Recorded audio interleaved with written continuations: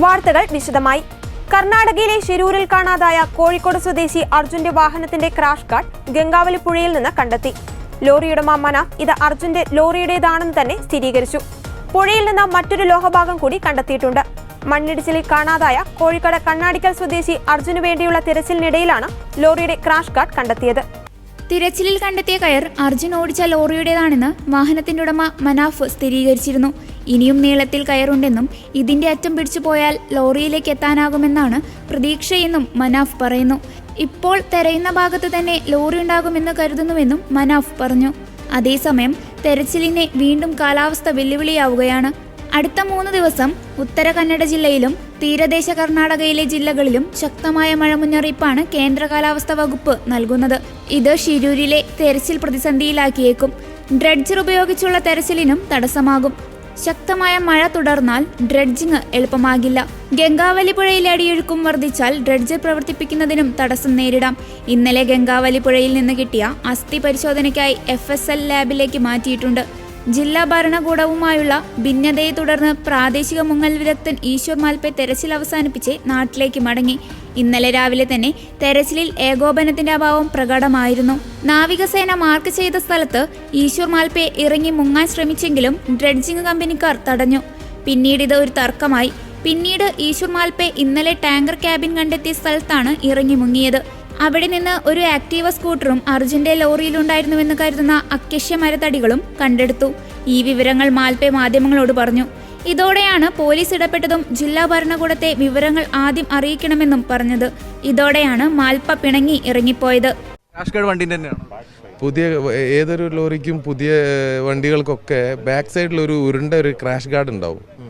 അത് പഴയ വണ്ടികൾക്ക് ഉണ്ടാവില്ല. നമ്മളെ വണ്ടിക്കുള്ളത് നമ്മളതാണത്. എനിക്ക് അത് അത്ര ദൂരത്ത് നിന്ന് കണ്ടാൽ തന്നെ കാണാപ്പാടാ കയ്യും അത് നമ്മളതാണ്. സ്ഥിരീകരിച്ചു.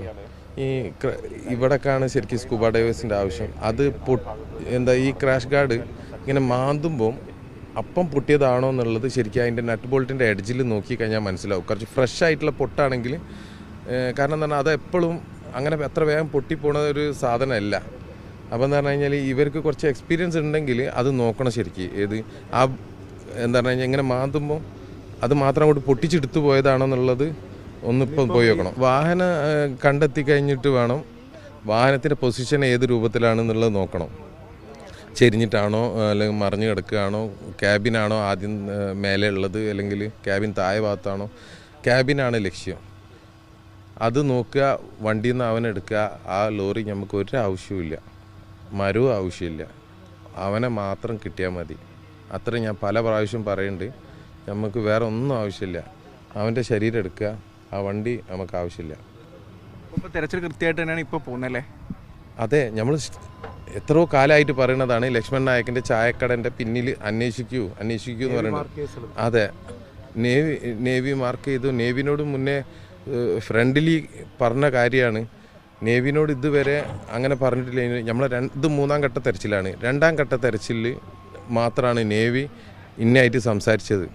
ഇന്നെ കൂട്ടിക്കൊണ്ടുപോയിട്ട് നേവിയിലെ ആളുകൾ സത്യത്തിൽ എങ്ങനെ ഏതാന്നൊക്കെ ചോദിച്ച്, അതാണ് ശരിക്കും ഒരു പ്രൊഫഷണൽ രീതി. ഞങ്ങളോട് ചോദിക്കണം, അതായത് ലോറിൻ്റെ ഉടമനോട് സത്യത്തിൽ ചോദിക്കണം. കാരണം നിങ്ങളെ ലോറി എവിടെ ഇരിക്കും സാധ്യത വണ്ടി നിർത്താൻ, ഇതുവരെ ആരും ചോദിച്ചിട്ടില്ല. അതാകെ ചോദിച്ചത് നേവിയാണ്.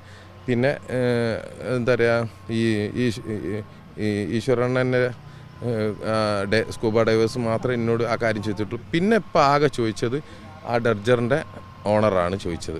ഇപ്പോൾ നിലവിലിപ്പോൾ അത് ക്രാഷ് ഗാർഡ് വണ്ടീൻ്റെ വേറെ സംശയമൊന്നുമില്ല. നമുക്ക് ഒരു എന്താ പറഞ്ഞു കഴിഞ്ഞാൽ ഇപ്പോൾ ഒരു 40-45 ടണ്ണുള്ള വണ്ടി എന്തായാലും ഒരുപാട് ദൂരത്തേക്കൊന്നും ഒഴുകി പോകാൻ ചാൻസ് ഇല്ല. ഇനി അതിന് മരം പോയാൽ തന്നെ 15 ടണ്ണിൻ്റെ മേലെ വണ്ടി തന്നെ ഉണ്ടാവും. അപ്പോൾ അത്ര ദൂരം ഒഴുകി പോകാനുള്ള ചാൻസ് ഇല്ല. അപ്പോൾ അതുകൊണ്ടാണ് നിരന്തരം പറയുന്നത് ലക്ഷ്മൺ നായക്കിൻ്റെ കടൻ്റെ ഭാഗത്ത് തിരയാൻ. അതാണ് ആദ്യം ചെയ്യേണ്ടത്. പക്ഷെ ഇപ്പം ഇന്നാണ് അവിടേക്ക് എത്തിയത് ആ തെരച്ചിൽ. ആ തെരച്ചിൽ നേവി അത് പ്രകാരം തിരഞ്ഞപ്പോഴാണ് നമുക്ക് എന്തായത് കയറ് കിട്ടിയത്. അവർക്ക് അറിയില്ല ഇനി ഈ വണ്ടി എവിടെ പാർക്ക് ചെയ്തതെന്നൊക്കെ. 2ാം ഘട്ടത്തിൽ ആ 2ാം ഘട്ടത്തിൽ തന്നെ നമുക്ക് കയറ് കിട്ടിയിരുന്നു. കയറ് കിട്ടിയതിൻ്റെ മേലെ ഇപ്പം കല്ലും മണ്ണും ഒക്കെ ഉണ്ട്. ഈ കല്ലും മണ്ണും മാറ്റിക്കഴിഞ്ഞാൽ തീർച്ചയായിട്ടും വണ്ടി കിട്ടും. ഇനി അറിയേണ്ടത് ആ ഗാർഡ് എങ്ങനെയാണ് പൊട്ടിയത് എന്നുള്ള, ഇപ്പം പൊട്ടിയതാണോ അല്ലെ മുന്നേ പൊട്ടിപ്പോയതാണോ എന്നുള്ളത് ചെക്ക് ചെയ്യാൻ പറ്റും. മുന്നേ പൊട്ടിയതാണെങ്കിൽ തുരുമ്പിച്ചുണ്ടാവും. ഗാർഡിൻ്റെ കാര്യത്തിന് സംശയമില്ല, നമ്മുടെ വണ്ടിയുടെ തന്നെയാണ്. തീർച്ചയായിട്ടും നമ്മൾ തന്നെ.